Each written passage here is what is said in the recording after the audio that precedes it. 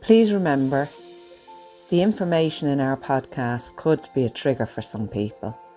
And if you or someone you know has been affected by sexual abuse, the Dublin Rape Crisis Centre 24-hour helpline is 1800 77 8888. Hello, I'm Joyce. I'm June. And I'm Paula. We're the Kavanagh sisters, and we'd like to welcome you to our series of Counting podcasts, where we continue to shine a light on childhood sexual abuse and its impacts. In today's podcast, we're going to talk about finding support and professional help. Why is it so important to find support and to find the right support?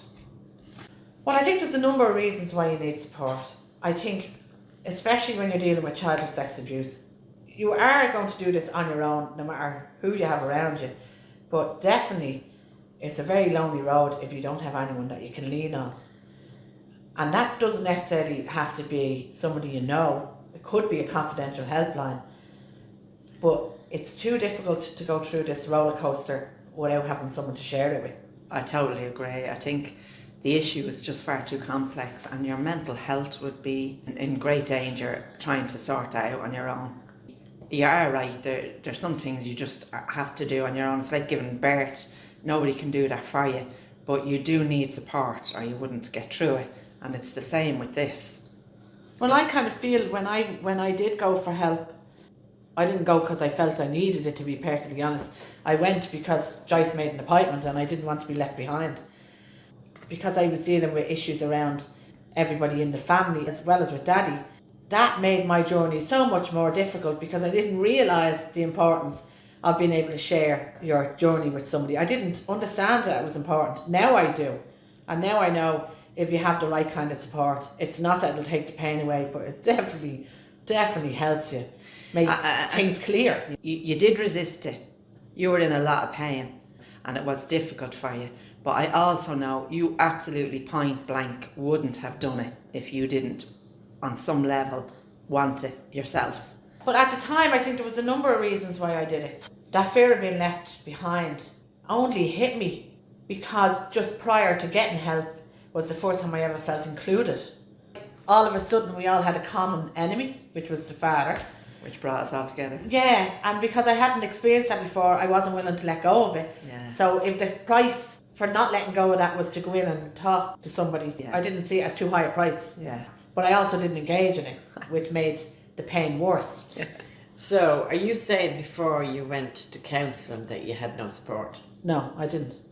I don't know if I felt like I had no support. I wouldn't have had an understanding of all that we had to face, but like I did feel I had you, and I actually felt I had you, and I felt the family were behind us. Like the many family meetings we had, I found that very supportive. I'm not saying they would have helped with the deeper understanding bit, but it was support. I know myself, even when I look back now, I was so locked into rage at the time. And no matter what we were doing, I still felt the outfit was still getting away with stuff. He wasn't suffering in my mind at that time. He certainly wasn't suffering as much as we were all suffering. And then I was looking at Mammy and that devastation, and I'd never seen her like that before. But I was torn between feeling, oh my God, the poor fucker, and oh my God, she fucking deserves it as much as he does. That wasn't something I could voice. I wouldn't have said to the two of you, Mammy's annoying me as much as he is, because everybody was feeling for Mammy and we're worried about her killing herself. I was torn at the time between the rage and the injustice that I felt that had been inflicted on me, and then the people that I thought had inflicted it were the ones who now were all getting together and supporting each other. But at the same time, like, it was kind of inflicted on all of us. We didn't ever sit down one day and decide, let's talk about this tomorrow. It wasn't like that, and the way it came out for us, it definitely felt like it was forced on. For me, the few times that we were all together having a few drinks, and it would seep out. Yeah. One of us would say some mention of what he did to us, and in those words, no deeper, no more detail than that. And we'd all end up crying, and Paula would end up going home. She'd go to the toilet and we'd never see her again. But I felt supported in that. Yeah. There was a sense that, like that, a common enemy, that we were all together in this. But I also had the feeling that it didn't heal anything. It didn't heal the hell I was in. But definitely there was an awareness that, you know, we had each other. Yeah.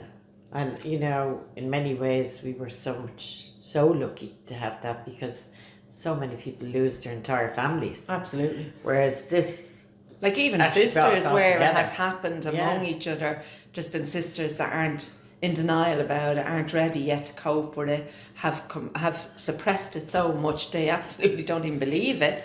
They're not ready yet. And I think it can be really difficult because, like, for me at the time, I was convinced that even if he had went near anybody else, he didn't do to them what he did to me. So I was so locked in that train of thought, so that I wasn't capable of seeing you two as victims at the time. Even though we were all saying we were victims or were making statements, I had absolutely no ability to feel that or to acknowledge that, because I was so trapped in my own but shit. see, even that, being trapped in it didn't help you to acknowledge what you had been through either.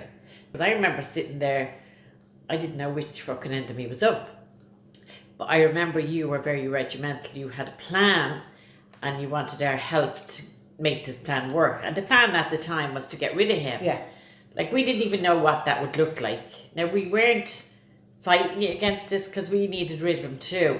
But we knew getting rid of him wasn't enough. We would have to actually do something. And at that time, my thought pattern was, I didn't care what we did with him as long as he couldn't come back to the house. And in order for him not to be capable of coming back to the house, in my head I was thinking the only way he won't come back in this door is if he goes to jail. I didn't see getting him committed. But I thought if he was actually committed, there's no way he'd get out. Because once they start delving into what he did, there was no release from him. And you see, and I didn't think that. I thought And he I had a way out. I mean, he signed himself into that Into loans. by means of thinking it would get him away with avoiding jail and really answering for his crimes. So that wasn't on any of our agendas. No. That was something he introduced to the whole scenario. But That when we called the doctor down to ask, could we then get him committed? In my head, that's not where I was going to go. Because to me, that was still a soft cushion for him. I wanted him in jail, battered. Like, I wanted him to go in there and get fucking riddled by somebody else. To go in there, and like they do in the movies, I want him to get thrown into a cell with this big, huge muscle guy who raped him. That's all I could see. And that, it wouldn't have entered my head because I just wanted him gone. No, you see, and I understand when I see, like, if we're on Facebook and that, you see people putting up comments about castrate them, hang the bastards. I so get where they're coming from, because I stayed in that for quite some time. Thank God I didn't move in and build a house there. But you see, unless you do get the support to understand and move forward, we would all still be there. Yeah.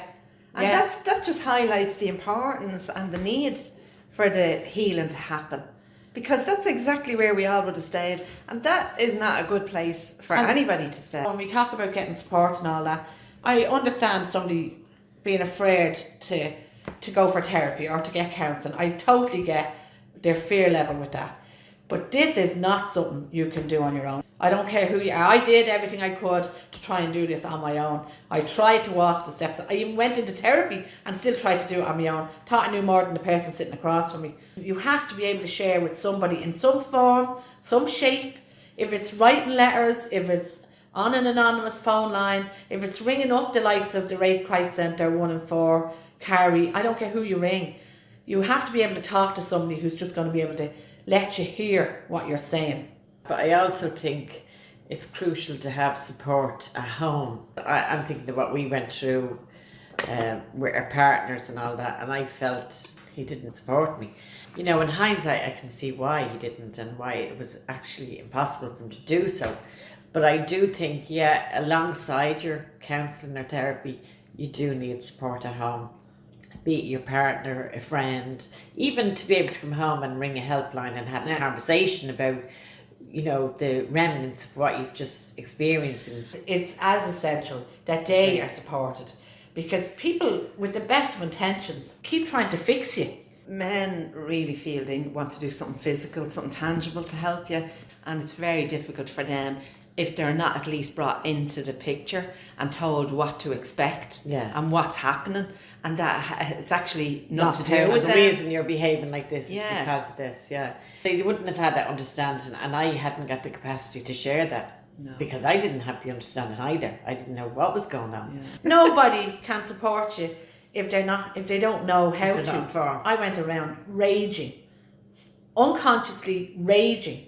So there's no way your partner could support me, and there's also no way they didn't take that personal. So it would have helped if they'd have been able to have a conversation with somebody to at least understand my behaviour, because I couldn't. Yeah, and you were not the one to tell them. So it does have to happen in therapy, where they're brought in under the net and told what are the likely outcomes, what are the typical behaviours they're going to experience in their partner, and why. It is vitally important that, because they do feel threatened, especially if you go off sex, which you're bound to.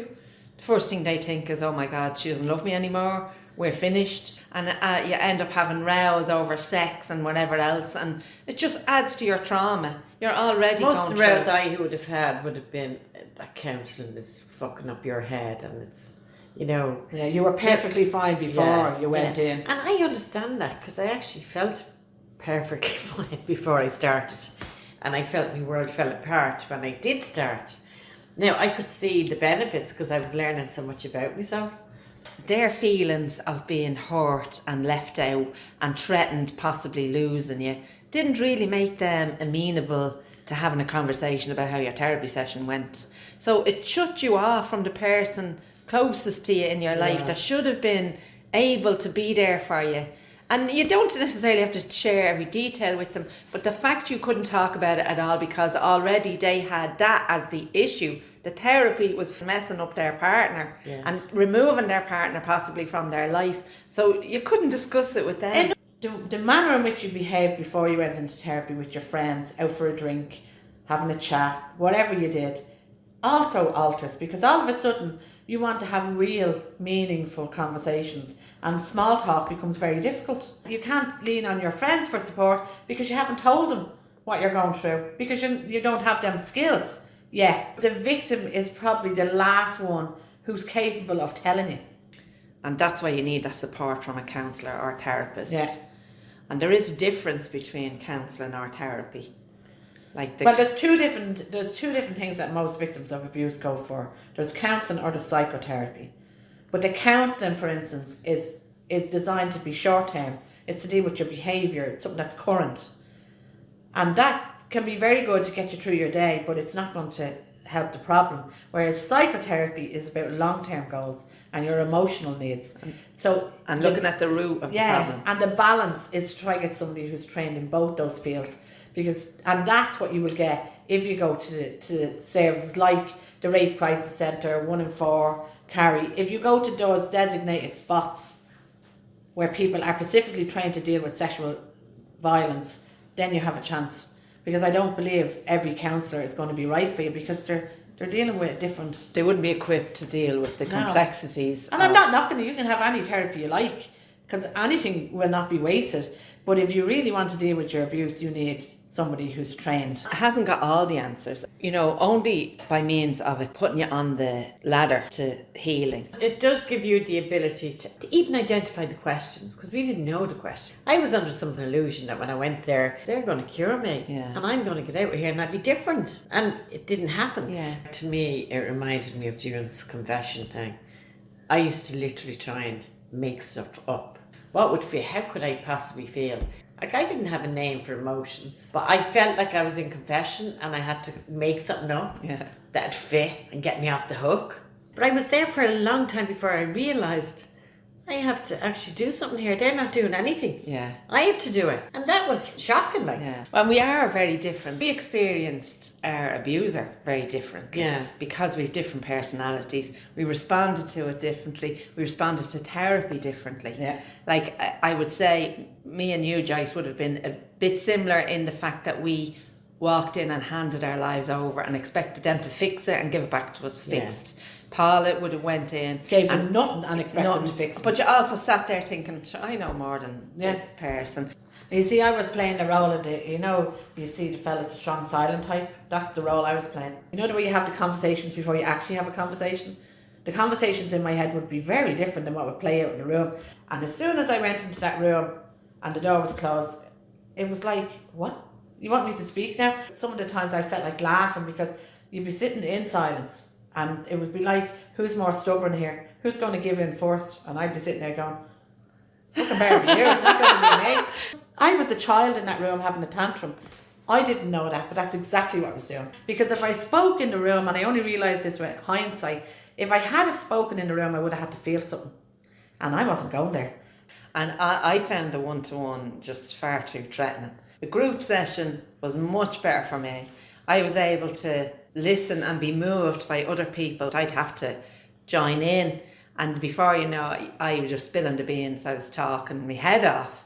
But in a one-on-one, the focus and attention on me would have brought me back to school. When I went into the group, I think I went into the group like I went into the family. And I behaved the way I would have in the family. So I went in, said nothing, and tried to hide behind somebody. You don't have to talk in a group to get something out of it. Yeah. Because even listening to other people's pain. Well, one thing you'd feel straight away is, I'm not on my own. Yeah. And there was comfort in those that feelings are alone. normal. I never felt that. When I was sitting in a group and people were telling their stories, I never felt I could relate to another story being told in that room. Because I was so cut off. There was nothing I could relate to. All that did was affirm to me that I was different than everybody else. I was so frustrated leaving because I hadn't spoken. Yeah. Because I didn't get anything off my chest. So I carried it all out with me. We had no idea we had any choice in what was happening. This was just another situation in our life where somebody else was going to tell us what to do because we hadn't got a clue. And we were so confused, we couldn't take part in our own healing because of that. Like what we realised afterwards was the importance of knowing you had a choice. Yeah. And I suppose a very simple thing is like the realisation that you were a victim. Seems like a very obvious piece of information, but that took us a long time. Yeah, but you see, June, it's like everything else, it's words. Like logically we know we were victims, but there's no way we walked in there honestly, truly believing in our heart and soul that we were victims. On a level, absolutely, we did nothing. But the more we learned and the more we delved, the more we realised how responsible we felt. Like I've often talked about how difficult it is to make the decision to go and deal with your past and to actually get in there and see what it's all about. My fear at the time, and again, it's all with hindsight, and I wasn't afraid that I'd find out I was a victim. I was afraid I'd find out I wasn't. That's what the fear was. I was afraid I was going to find out that I was inherently evil. And all of this I attracted to me because I was evil. Other people might frame that differently, but I think that is a major thing that stops people coming forward and getting help. The bit I just said there about the recognition that you're a victim, that took us so long because on some level we didn't believe we were really a victim. Because of that, I wouldn't have been able to take on board that you two were victims. Because by taking on that you were victims, and it's not, this is probably going to sound a bit wacky, but it's like, well, I wasn't special, I was the same as them, and I never thought I was the same as anybody. Well, I mean, it's interesting, even now that you use a word like that, when you're referring to sexual abuse, that because she wasn't special. That'll just show you with all the work we've done, and we've done heaps, and we know even now, no matter what we do, we're still learning. But to come out with a sentence like that, it just shows you. In your victimhood, you were special. You were even a bigger victim than we were. It sounds to me like the compensation of being a victim was to know there was something about it was only me, I was special. Because everything else I didn't feel like was part of that. No, as you said, you don't realise the language you're using yourself and how that holds you into your story. And the problem is, we have a story, we all grew up with a story. It's not a nice story, but it's the only story we have. Yeah. So we just have to be careful how we're telling that story. And I'm not saying change anything. I'd be saying when you're telling your story, listen to what you're saying. Because statements like that tell you heaps about what's really going on. Yeah. They do, and I mean, I think that's one of the valuable reasons for finding a good therapist, because you don't know what you know. You don't know what's going on in your head because the mind never stops. And because you've held this a secret for a long time, it was the largest portion of, well, your entire childhood, you held a secret, which means you never had the opportunity to discuss any element of this and what it meant and what it felt like. So in your head, all of those emotions, and we were abused so many times, countless times we couldn't even say. So the response and the emotional impact of that is all jumbled into one. So you haven't got a hope in hell of sorting all that out on your own. Yeah. But it's a mess in here, and by communicating it, you get, and even sometimes if you say it and it's wrong, you can adjust it and you can get the gist of what it actually meant now. You can't figure that all out when it's inside. Thanks for listening. Hopefully some of the information we have shared will resonate with you. This will give you a deeper understanding of yourself, plus allow you to move into a space where you can show compassion to yourself.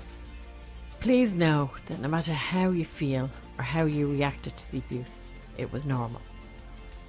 We are hopeful and optimistic that those in any position of power to bring about change will be moved into action, so we can finally eradicate childhood sexual abuse. So please spread the word and share the information. Thank you.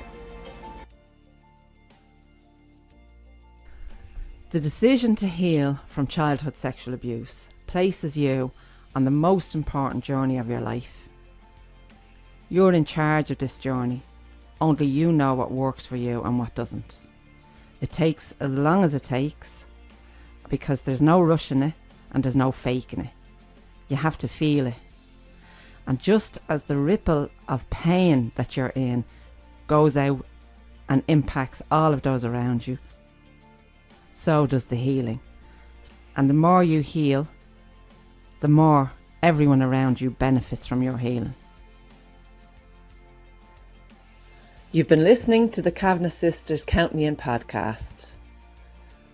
You can contact us on Facebook, Twitter or Instagram, or directly at thekavanaghsisters@gmail.com.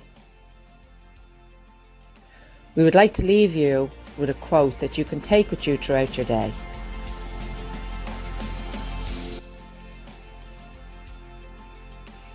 Recovering from childhood sexual abuse isn't easy, but to do on your own is impossible. It's far too complex. You need help to find the answers you seek that will help you ultimately move on and live your life on your terms.